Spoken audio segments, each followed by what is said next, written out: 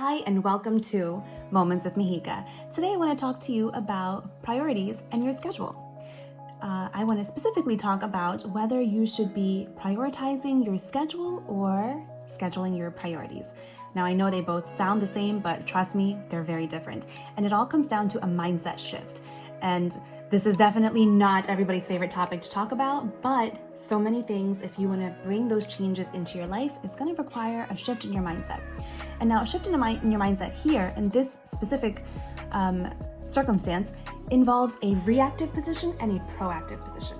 So by prioritizing your schedule, that is a reactive position because you are taking what has been thrown at you, essentially what has been put onto your schedule. And many times we're not fully in control of our schedule, right? We have other people that we work with, we have other teams or maybe committees that we're part of that have standing meetings, different things that get put onto our calendar by other people. And so basically we're just reacting to what's going on.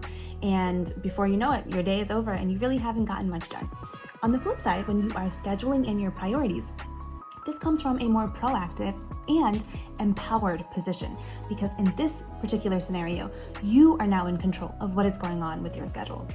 I know a lot of you are thinking, Mihika, I have a boss. I work with a lot of different people and certain things just cannot come off my schedule.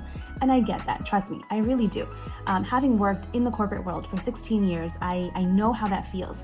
And I know also what it means to feel empowered and to have a frank conversation with your boss and to say, hey, you know what? Here are the different things that are on my, that I'm juggling right now, that are on my plate. And it seems as if some of these things could either be maybe possibly passed on to somebody else, maybe possibly just turn into an email, or possibly even turn into a shorter amount of time. So it doesn't require maybe an hour or half an hour commitment, but instead could be a 10 or 15 minute commitment. And I know this is a lot of shifting at a corporate level that may or may not be within your control. But let's focus on the things that are within your control. So let's talk about some tips that you can use to get into that more proactive, empowered mindset, which is to schedule in your priorities. So tip number one, you really need to know what your priorities are. So spend some time figuring out what is important to you, whether it is, and not to say we're not gonna rank them just yet, but we're going to stop and think, hey, you know what is important to me? Is it important that I have my family, that I have my health, that I have my work? Or you can be a little more specific, like, hey, I want to lose that last 10 pounds, or I want to eat more mindfully, or that I want to get that promotion this year. And break down what it means and how you can incorporate those things into your life. Many times, think of it as a project, right? If there's a project that we're working on, we know what we need to do to get it over the finish line. Now start breaking out those tasks. Start scheduling them in. Now instead of having your calendar be filled with priorities that have been put on there by somebody else where you're in a reactive position, you've just turned the table and you've made them proactive. You have taken the time to stop and think, hey, this is what needs to get done. I'm going to do task A on Monday, task B on Tuesday, and so on and so forth. By Friday, I should be in a really good spot. And, and this takes time. I can't say that you create your list of priorities today and that it's final. Take some time, think about it.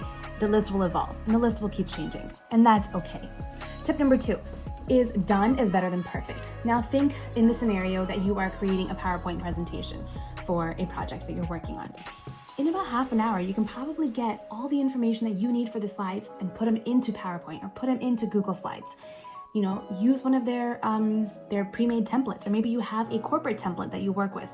Work smarter, not harder, get the job done. Now, at this point, within half an hour, let's say maybe even an hour, you got all of that done. You've made it through about 80% of the project, right? 80% is done. That last 20% is what gets us. That's where we start thinking, what if I align the fonts? They look a lot better when they're in alignment with each other. What if I change that color just a little bit because it's just not the right shade of blue that I'm looking for? Oh, what if I, do this, do that? Before you know it, another hour or two have gone by and we haven't really pushed the needle that much further, right? Because think about it, you were already 80% done the presentation. Now all you've really done is get 20% further along, which really isn't that far. And so done is better than perfect. Tip number three is to be clear on why you're doing this. A lot of people are going to question you. They're going to be curious. how did you become so productive? Like you're become like a productivity ninja all of a sudden. And how did you do it? And we know that we put in the legwork to get that done, but we need to be very clear on why we're doing it. What is the whole purpose behind all of this? Your purpose could be, hey, you know what? I just want to be more on top of things. I want to, feel empowered and feel as if I got stuff done at the end of the day, at the end of the week. I want to make sure that I set time in my schedule, whether it's on a daily, weekly, monthly, quarterly, or annual basis, to get those key things done. And when you feel that way, you feel a sense of calm, a sense of ease, and that just helps so much. Also, setting up boundaries is really important, and that really helps your productivity go right up. So when someone questions you, when someone asks you, hey, how are you doing all of this? It's really important for you to be clear on why you're doing it, what your reasons are, because people are going to try to come and put other things on your plate that may not be in alignment with your priorities. Now, of course, there's some people you just can't say no to, but for the other ones, you can stop and think, hey, you know what? This is not really in line with what I'm trying to get done this week, this month, this year. Let's have a chat later and we can figure this out. So when you are in alignment, when you are clear as to why you're doing what you're doing, it makes everything else kind of fall into place. And lastly, tip number 4 is to just be flexible. Sometimes you can say no, and sometimes things will come up and it will completely derail your schedule. And that is okay. That is just nature of the beast, part and parcel of this whole process. And so if we give ourselves grace, if we learn to forgive ourselves, then we kind of lick our wounds and pick things back up the next day, the next week, and get right back into it. So that's what I've got for you today about scheduling your priorities versus prioritizing your schedule versus priorities and schedules. So many big, crazy words that don't carry a lot of meaning the more you say them. But I think that this will be very helpful in helping you increase your productivity. So I hope you enjoyed that. Thank you so much for sharing this moment with me, and be sure to like and subscribe if you like this video.